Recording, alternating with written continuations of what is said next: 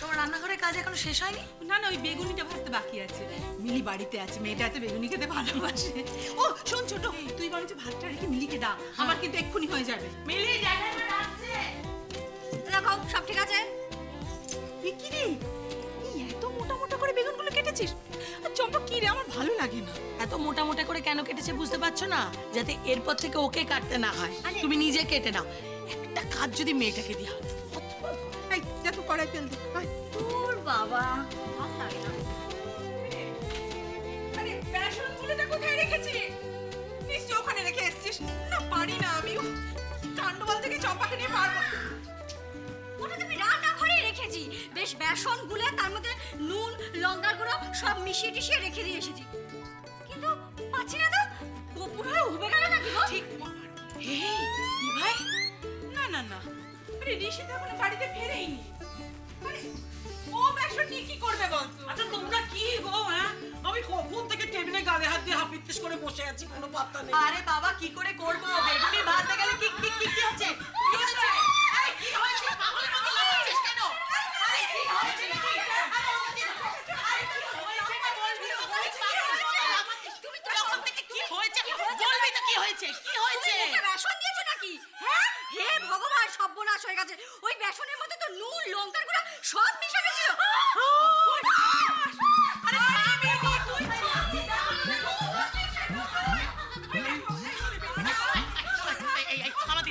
আমার দিকে তাকা।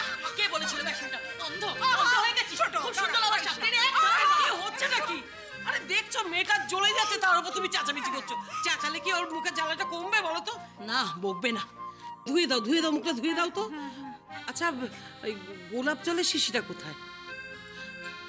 ঘরে রাখা আছে। ঠিক আছে, আমি দেখছি দাঁড়াও, গোলাপ জলটা ব্যবস্থা করছি। চল চল, কাঁদিস না তো, চল চল, নে ধুয়ে নে তো মুখটা। কাঁদিস না বাবা, দাঁড়া। দেখো দেখি। আচ্ছা মিলি, তুই তো এমনিতেই দেখতে সুন্দর রে, এসব মাখার কি দরকার তোর? তখন থেকে কি সুন্দর সুন্দর করছো?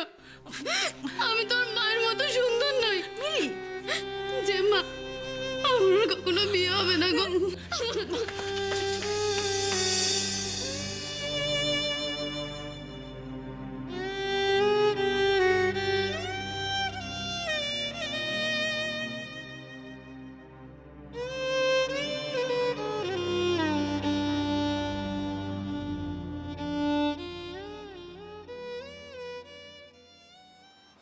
দিদি, ও দিদি, আপনি কেস্টোর দোকান খুঁজছেন তো?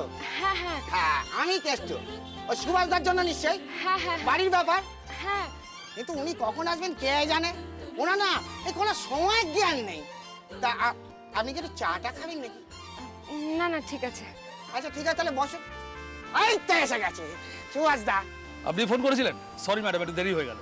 হ্যাঁ, আপনি কি সুভাষ বাবু? হ্যাঁ বলুন, আপনার ঠিক কিরকম বাড়ি চাই? আমার একটা মানে ভালো লোক্যালিটি চাই, এন্ড অফ কোর্স সিকিউরিটিও। বেশি বড় বাড়ি লাগবে না, কারণ আমি একাই থাকবো।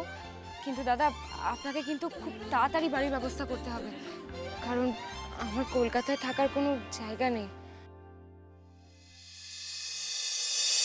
বড় বৌমা, নলিনী এখনো তো ফিরলো না। সেই কোন সকালে বেরিয়েছে, বললো দক্ষিণেশ্বর হয়ে ফিরে আসবে, কিন্তু আমিও তো তাই ভাবছি, মা এখনো ফিরলো না কেন? অবশ্য আজকে তো বছরের প্রথম দিন, ওই বেলুর দক্ষিণেশ্বর খুব ভিড় হয়। শেষ দিনগুলো তাই হতো মা। হ্যাঁ, নলিনী দি তো দেখুন আবার সঙ্গী জুটিয়ে নিয়েছে। সঙ্গী জুটিয়ে হয়তো হয়তো আদ্যাপীঠ বেড়াতে চলে গেছে। কি মজা বাবা। হ্যাঁ, সংসার নেই, দায় দায়িত্ব নেই, ভালোই আছে। ও যে কত ভালো আছে সে আমিও বুঝি, তুমি মা, ও মা, কি হলো?